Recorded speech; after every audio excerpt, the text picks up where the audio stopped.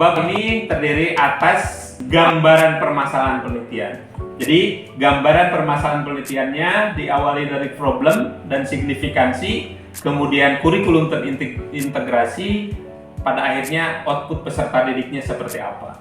Problemnya seperti apa, prestasi peserta didik di Indonesia menurun. Ini dipotret dari lembaga internasional bahwa penurunan skor bidang matematika, literasi, dan sains menurun. Itu berdasarkan PISA 2023. Kemudian kondisi yang terjadi, peningkatan kasus bullying berdasarkan KPI 2023 itu ternyata ada signifikansinya terhadap penurunan prestasi peserta didik. Kita lihat bagaimana bisa menurun, berarti kita harus melihat kurikulumnya, karena menurut ahli, kurikulum itu adalah jantungnya pendidikan. Faktor penyebabnya apa?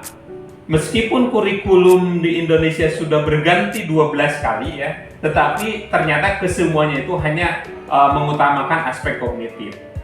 Ada pernyataan dari Freire bahwa pendidikan berdasarkan model bank, banking concept education.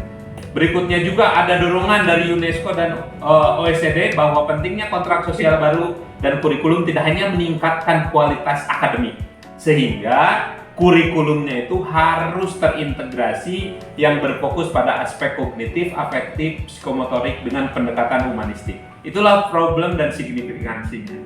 Kurikulum terintegrasi seperti apa? Ternyata sudah dijalankan oleh SMA model sekolah berasrama, boarding school yang mengintegrasikan antara kurikulum nasional dengan kurikulum sekolah berasrama, sehingga muncullah output peserta didik yang memiliki kompetensi dan berkarakter. Kompetensinya apa saja? Kompetensinya ada major skill, kemudian minor skill. Major skill ini berkaitan dengan apa? Pemahaman mapel utama dan pentingnya tema-tema abad 21. Kemudian minor skillnya berkaitan dengan pengembangan karir dan kehidupan, kemudian belajar dan berinovasi, kemudian keterampilan memahami literasi, teknologi informasi dan komunikasi. Nah, karakternya seperti apa? Menurut Licona, berkaitan lagi dengan teori yang digunakan, karakternya itu ada moral knowing, moral feeling, dan moral action. Moral knowingnya seperti apa?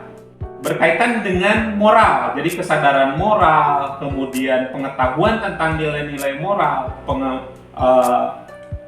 pemahaman terkait dengan apa itu moral. Kemudian moral feelingnya berkaitan dengan perasaan tentang moral, yaitu adanya nurani, kepercayaan diri, kemudian empati, mencintai kebenaran, kemudian kontrol diri, rendah hati. Nah, itulah moral feeling. Kemudian moral actionnya itu sebagai penjelmaan. Setelah pengetahuan dipahami oleh peserta didik, ada tindakan moralnya. Tindakan moralnya yaitu mengonversi pengetahuan ke dalam bentuk tindakan nyata. Nah, itulah output yang peserta didik yang diharapkan setelah mengimplementasikan kurikulum terintegrasi.